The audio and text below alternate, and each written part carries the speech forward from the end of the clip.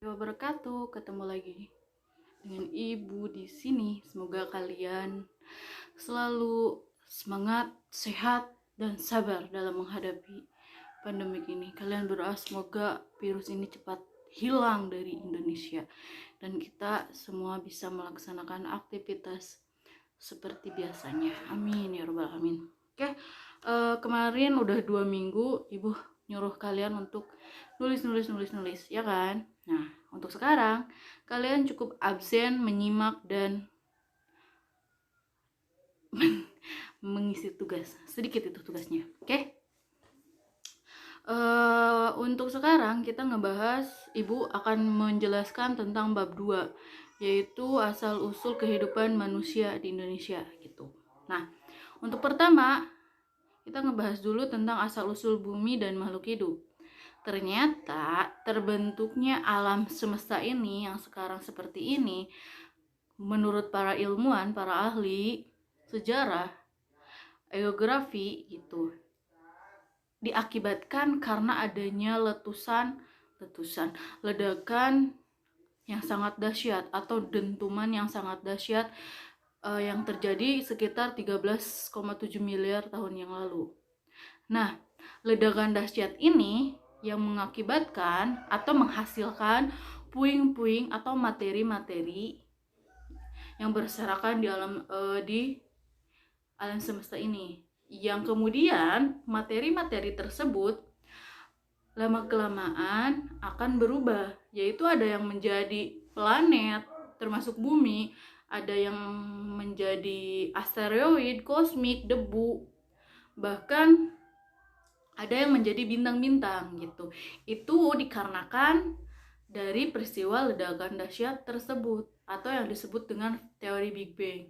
Kalau kalian pengen tahu lebih detailnya, coba kalian nanti search tentang teori Big Bang gitu. Oke, terus bumi, kenapa bisa berbentuk bumi? Ternyata ketika materi-materi tersebut berserakan, terbentuklah planet termasuk bumi. Bumi ini awal mulanya sudah berbentuk bulat yang berasal dari gumpalan gas yang sangat panas yang terus-menerus berputar. Nah, karena terus-menerus berputar dari beberapa miliar tahun yang lalu, sehingga keadaan bumi yang tadinya panas menjadi dingin, sehingga ketika sudah dingin, gumpalan gas tersebut menjadi padat kayak gitu, kayak gas LPG gitu loh. Jadi ketika dingin akan menjadi padat seperti bola padat, kayak bola pingpong kayak gitu, paham? Nah, tadinya gumpalan gas, karena keadaannya semakin berubah, yang tadinya panas terus berputar, keadaan buminya menjadi dingin yang semakin padat kayak gitu. Mana kesini ya. Nah, lanjut lagi. Menurut teori geologi, geologi itu ilmu tentang bumi gitu. Menurut teori geologi, tahapan atau proses perkembangan bumi itu dibagi menjadi 4 tahapan. A. PMN berakhiran kum. A. Arkaikum. Nah, pada masa Arkaikum ini bumi masih dalam keadaan gumpalan gas gitu, belum dingin gitu. Terus keadaannya juga masih labil, kadang panas kadang dingin gitu, masih berbentuk kayak padat-padat gitu. Terus pada masa Arkaikum ini belum ada tanda-tanda kehidupan kayak gitu. Jadi pada masa Arkaikum disebut juga masa pembentukan bumi kayak gitu, paham? P berakhiran kum, Paleozoikum. Nah, ketika zaman Paleozoikum, keadaan bumi sudah sedikit stabil, tetapi tidak secara menyeluruh, tidak semuanya gitu. Ada yang panas, ada yang dingin gitu temperaturnya. Tapi pada masa Paleozoikum ini sudah ada tanda-tanda kehidupan, bukan manusia, melainkan makhluk hidup bersel satu, mikroorganisme itu seperti amfibi, tumbuhan gangga, bahkan ada ikan itu Calapesia itu ikan ini sampai sekarang masih ada. Ikan tersebut tidak memiliki tulang belakang gitu. Dia itu bersel satu, hidupnya itu di bawah laut gitu, paling bawah sekali, paling dasar laut. Dia kalau muncul ke atas laut, ke permukaan laut, ketika dasar lautnya itu sedang terjadi gempa. Jadi biasanya konon katanya kalau ada tsunami atau gempa bumi itu, kalau di pinggiran pantai itu adanya tanda-tandanya itu munculnya ikan calapesia gitu. Kemudian pada masa Paleozoikum atau disebut zaman primer, di mana sudah kenapa disebut zaman primer itu karena adanya atau awal mula adanya tanda-tanda kehidupan kayak gitu, ingatnya sama kalian. Kemudian masa Mesozoikum. Nah, kalau masa Mesozoikum bumi itu sudah stabil, ada siang ada malam gitu. Nah, ketika ketika masa Mesozoikum ini sudah ada kehidupan, tidak lagi makhluk bersel satu, tidak, melainkan ini sudah banyak kehidupan hewan-hewan yang bertubuh besar seperti dinosaurus, reptil, mamut, T-rex kayak gitu. Semuanya hewan-hewannya itu bertubuh besar gitu. Bahkan ketika zaman Mesozoikum itu paling dominannya adalah dinosaurus gitu. Nah, menjelang berakhirnya sekitar 65 juta tahun yang lalu, nah hewan-hewan bertubuh besar ini mulai punah. Kenapa? Karena terjadinya terjadinya hujan meteor, peristiwa hujan meteor gitu. Jadi semuanya semua hewan yang bertubuh besar itu tertimpa meteor gitu, sisa-sisa meteor, sehingga sangat punah, tidak ada lagi sampai sekarang kayak gitu. Nah, ketika menjelang akhir-akhir Mesozoikum atau sudah punahnya hewan bertubuh besar, muncullah jenis-jenis hewan yang baru seperti mamalia, terus jenis-jenis burung, kemudian kayak hewan seperti ikan yang bisa melahirkan kayak gitu, kera. Nah, kebanyakan itu binatang mamalia ketika akhir-akhir masa Mesozoikum. Terus N yang terakhir berakhiran kum, Neozoikum. Itu sekitar 65 tahun yang lalu. Nah, kalau zaman Neozoikum itu ada dua, zaman tersier dan kuarter. Kalau zaman tersier itu munculnya kera banyak sekali, atau disebutnya masa Neozoikum awal gitu. Itu identik dengan munculnya primata atau jenis-jenis kera kayak gitu. Nah, ketika zaman Neozoikum, zaman tersier itu identik makhluk atau manusia purbanya itu seperti Meganthropus, Paleojapanicus, terus Pithecanthropus erectus, itu hidupnya di zaman tersier, Neozoikum tersier gitu. Nah, kalau zaman kuarter itu sudah lebih maju manusia purbanya, yaitu zaman Homo sapiens atau zaman Homo solensis kayak gitu. Nah, kuarter juga terbagi menjadi dua kala, ada kala Pleistosen dan kala Holosen.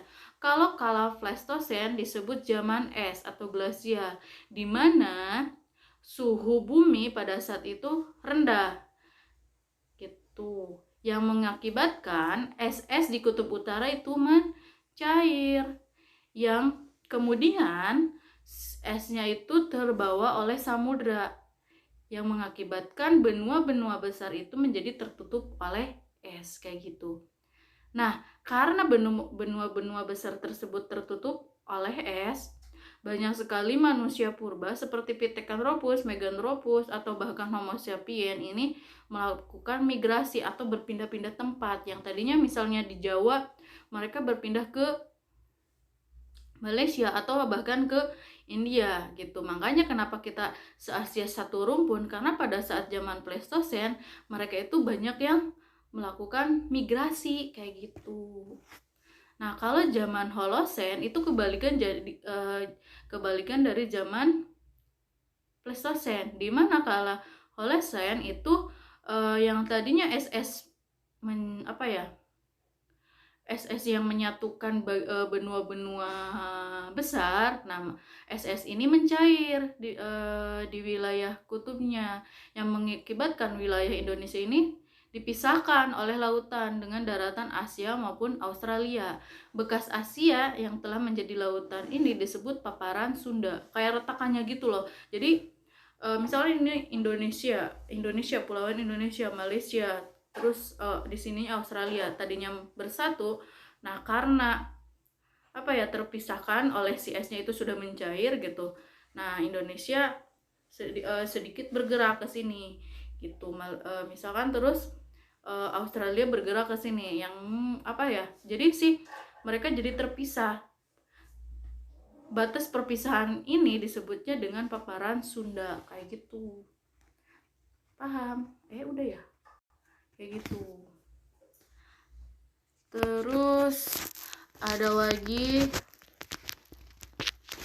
itu masa kalau terus kalian nulis tentang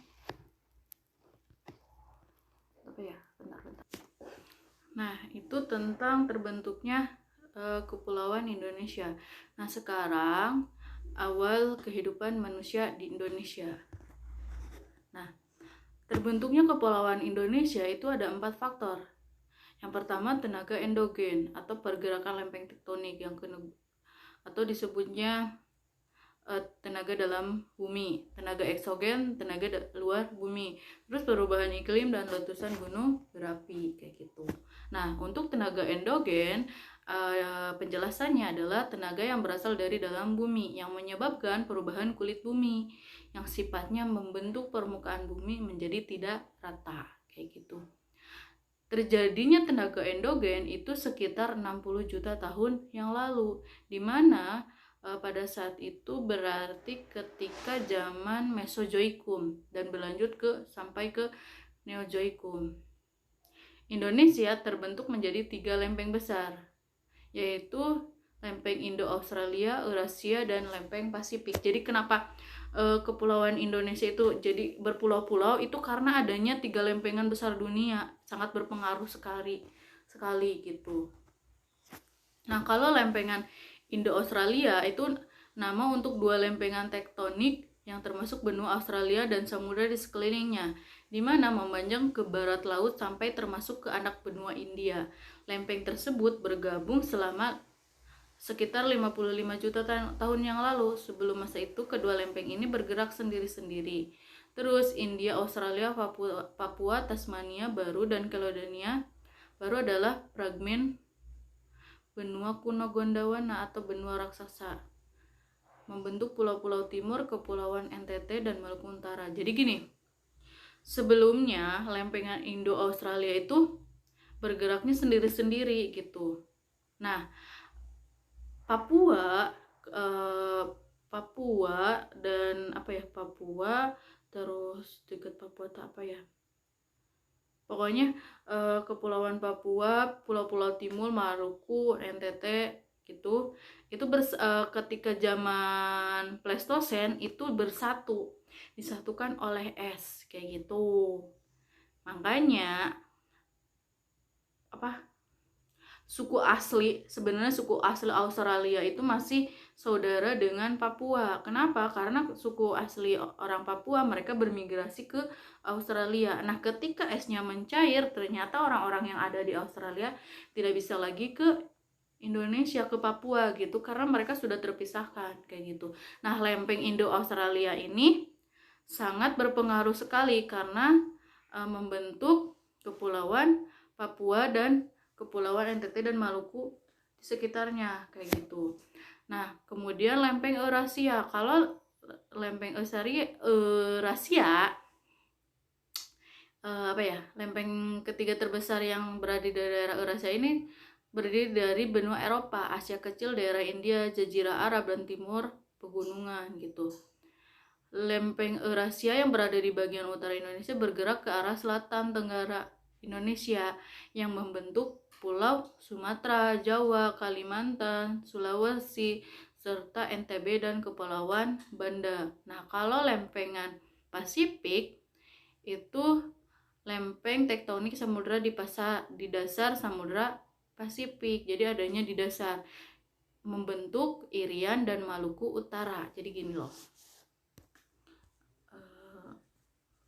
Kalau nggak salah itu ada gambarnya di PDF ya kemarin. Jadi retakannya loh, lempengan itu letakan. Nah, retakan Indo-Australia itu membentuk Kepulauan Papua, terus NTT dan Maluku Tenggara. Nah, retakan Eurasia, retakannya gitu, itu membentuk Sumatera, Jawa, Kalimantan, Sulawesi, dan NTB gitu. Nah, kalau retakan Pasifik itu membentuk Irian dan Maluku Utara. Nah, kenapa berpulau-pulau? Karena adanya retakan lempengan. Itu karena adanya gerakan di dasar laut, di kulit bumi bagian dalam gitu, ada retakannya sehingga terpisah-pisah kayak gitulah kalau bahasa kasarnya mah.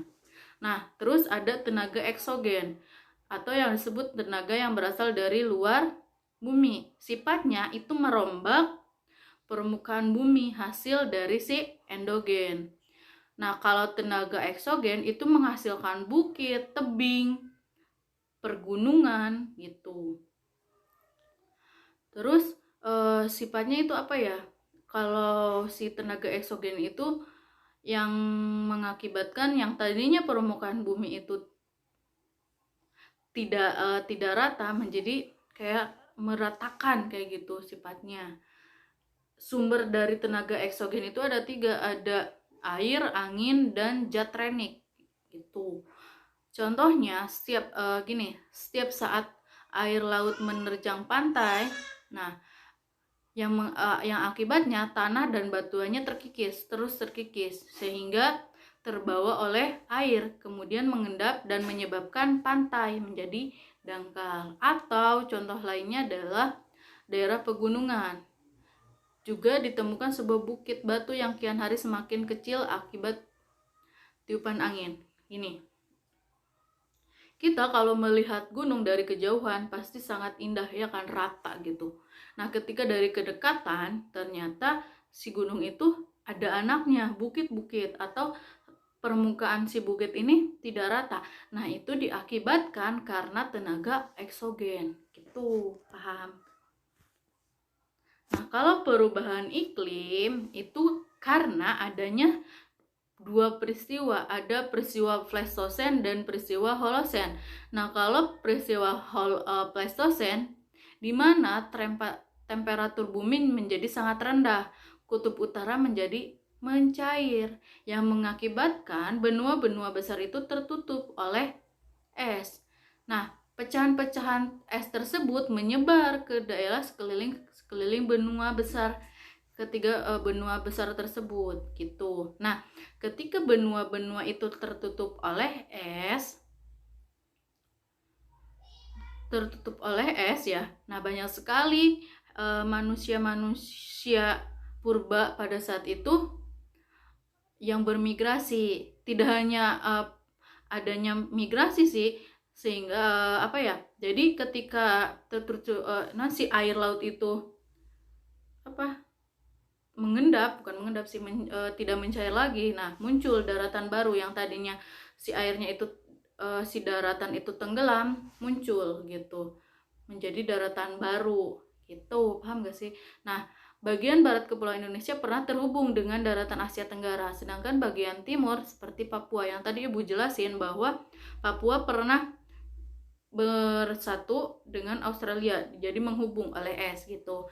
Kalau Sumatera, Pulau Jawa itu pernah bersatu dengan Malaysia. Jadi mereka ketika bermigrasi tidak usah menyeberangi lautan, mereka hanya berjalan kaki di atas es kayak gitu. Contohnya perubahan iklim teh. Terus, apa yang dimaksud dengan paparan Sunda? Paparan Sunda itu adalah daratan di wilayah barat yang menghubungkan Indonesia dengan daratan Asia Tenggara. Kalau paparan Sahul itu daratan bagian wilayah timur yang menghubungkan Pulau Papua dengan Australia. Nah, sekarang letusan gunung berapi. Ada tektonik. Lempengan tektonik berupa massa batuan yang sangat besar sehingga energinya besar pula. Lempengan yang terus bergerak ini lama-kelamaan mengalami gesekan atau benturan yang sangat besar sekali sehingga menimbulkan gempa tsunami. Nah, ketika terjadinya gempa tsunami ini meningkatkan kenaikan magma ke permukaan bumi. Nah, sehingga kepulauan Indonesia rentan mengalami kejadian gunung meletus dan gempa bumi. Jadi gini, karena adanya letusan gunung api itu ada suatu wilayah yang tertimpa tsunami. Nah, ada salah satu daratan yang misalkan tenggelam gitu. Ada juga munculnya daratan baru gitu. Itu diakibatkan karena letusan gunung api kayak gitu. Paham? Nah, itu saja yang Ibu bahas untuk pertemuan kali ini. Semoga penjelasan Ibu bermanfaat untuk kalian semua. Nah, setelah kalian menyimak video Ibu, silakan kalian rangkum di tugas berikutnya, assessment gitu. Dan kalau ada pertanyaan, silakan kalian tulis pertanyaannya. Rangkum dulu, kemudian ajukan pertanyaan. Nanti jawabannya di video berikutnya gitu. Yang menulis assessment ini berarti kalian mendapatkan nilai plus dari Ibu gitu. So, jangan absen terus log out, tapi kalian harus nyimak dulu video Ibu. Semoga bermanfaat, tetap semangat. Terima kasih. Assalamualaikum warahmatullahi wabarakatuh.